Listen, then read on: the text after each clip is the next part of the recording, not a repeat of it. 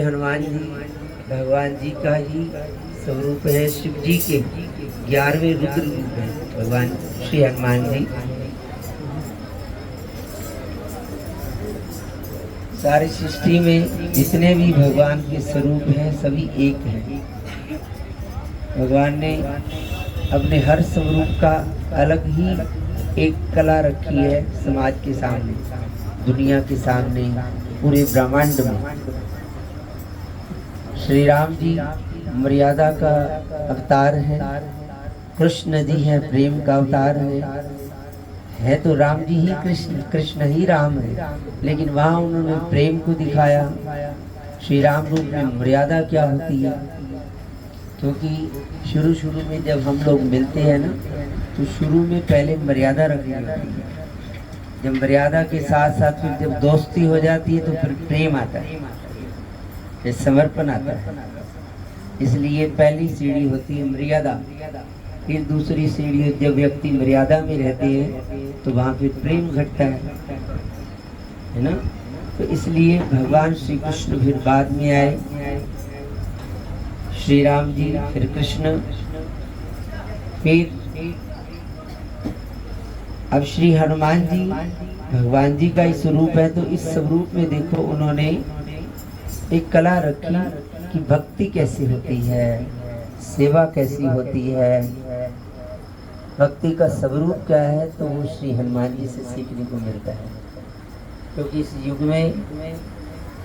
में क्या चारों युगों में भगवान श्री हनुमान जी जो कि दास के रूप में रहे और आज भी वो श्री राम जी के सामने दास के रूप में रहते हैं। तो इस स्वरूप में उन्होंने जगत को एक संदेश दिया कि भक्ति उसी के अंदर आती है जो अहंकार से रहित है, और अहंकार से बचने के लिए व्यक्ति को हर समय अपने ऊपर निगाह रखनी होती है, क्योंकि पता नहीं वो किधर से चुटकी मार ले, पता नहीं चलता। जैसे हम आते हैं, अब हम बैठे हैं तो मैं सोचूं कि मेरे लिए क्या सोच रहे हैं ये चुटकी भर रहा है अहंकार। आप भी कुछ अंदर सोचते हैं ना कुछ विचार चल पड़ता है, हम इतने अच्छे हैं, हम रोज आते हैं यहाँ, ये चुटकी भर रहा है अहंकार है, क्योंकि सिर्फ एक ही तो है वो, हम सब उसी का ही अंश है, उसी के ही रूप हैं। यहाँ कुछ भी होता है उनकी मर्जी से होता है, यहाँ कोई ना अपनी मर्जी से आता ना कोई सिमरन करता, सब उसकी मर्जी से होता है, उन्हीं की आज्ञा से ही ये सब हो रहा है। इस तरह से जब हम हर समय अहंकार रहित होकर रहते कि हमें क्या पता, उनका काम है, उन्होंने करना है। तो जब हम इस तरह से अहंकार शून्य होकर रहते हैं तो वहाँ फिर अंदर भक्ति का प्रवेश होता है।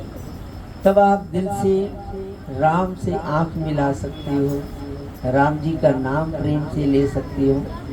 अगर अहंकार करेंगे ना, कहीं भी अहंकार आ गया वहीं फिर भक्ति खत्म हो जाएगी, सिर्फ दिखावा मात्र रह जाएगा, प्रदर्शन रह जाएगा, भक्ति का स्वरूप ही खत्म। इसलिए सबसे बड़ी बीमारी होती है अहंकार की। कहीं भी अज्ञानता ये ना आने देना और मिट करके, ये सब उनकी वजह से है, हम कुछ भी हैं इन्हीं की वजह से। गुरबानी में आता है इन्हीं की कृपा के सजे हम हैं, गुरबानी में आता है कि इनकी कृपा के ही हम सजे हैं, इनकी कृपा है तो ये सब हो रहा है। ये अभी चाहे नहीं होना चाहिए तो आप यहाँ आ ही नहीं पाएंगे। इसलिए हमेशा उनके लिए, उनके सामने नतमस्तक होकर रहना, अंदर से जाग करके रहना कि सब कुछ इनकी वजह से है, मैं कुछ नहीं हूँ। तो जब इस तरह से जब हम मिट कर के रहते हैं ना तो भक्ति फिर आती है, फिर आनंद आता है, प्रेम आता है अंदर।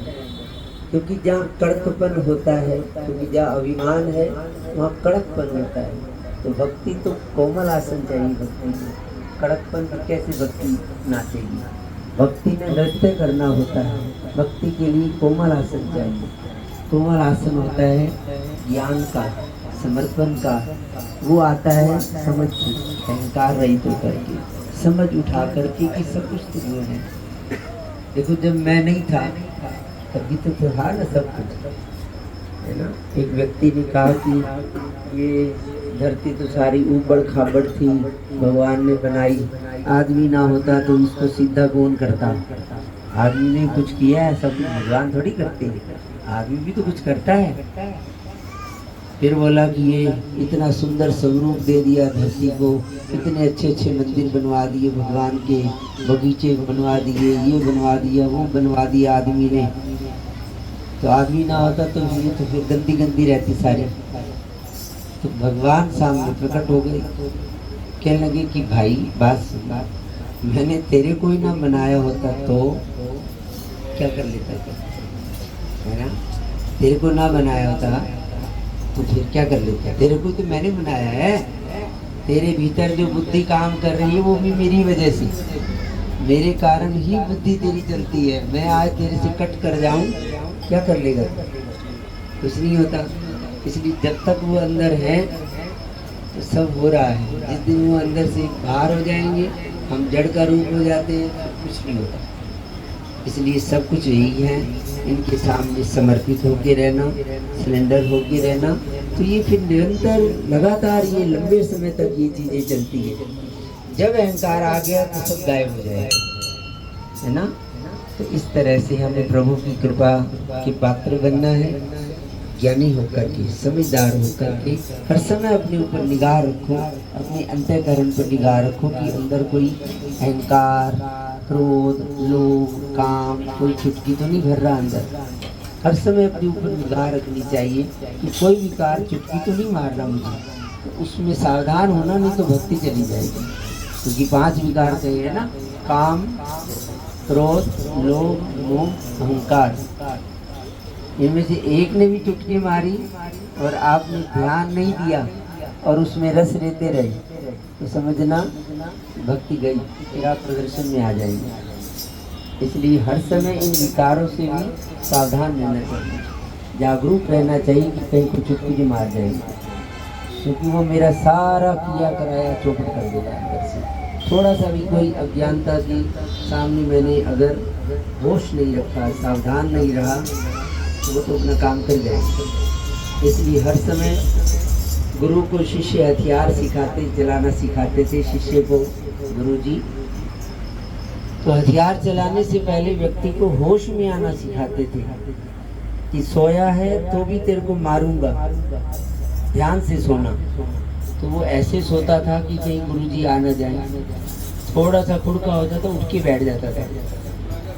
इसी तरह से तो खाना खाएगा तो भी मार दूंगा, तो वो खाते हुए भी ध्यान रखता था कि गुरुजी ना आ जाए पीछे। लकड़ियां काटने जाएगा तो भी तेरे पीछे आ सकता हूँ, सावधान, तू अगर होश में नहीं रहा तो मार दूंगा तुझे।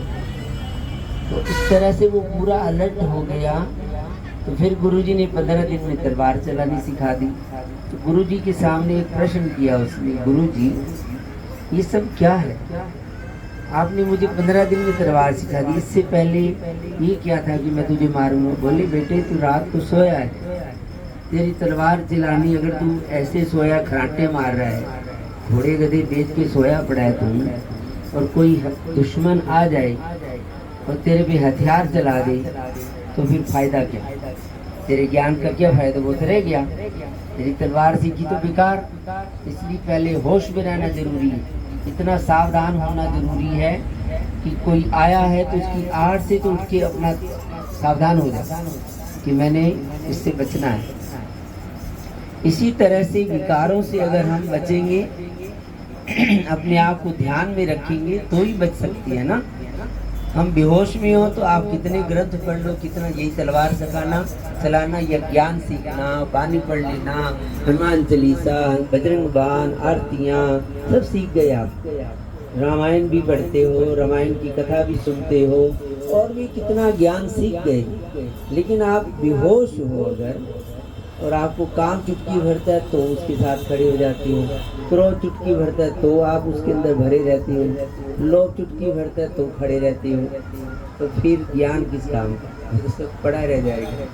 रामायण पढ़ी सब एक तरफ पड़ी रह जाती है, हम लड़ते भिड़ते ही रह जाते हैं और ज़िंदगी खराब कर लेते हैं। इसलिए हमारा जीवन व्यर्थ ना हो। जीवन का नाम है सावधान।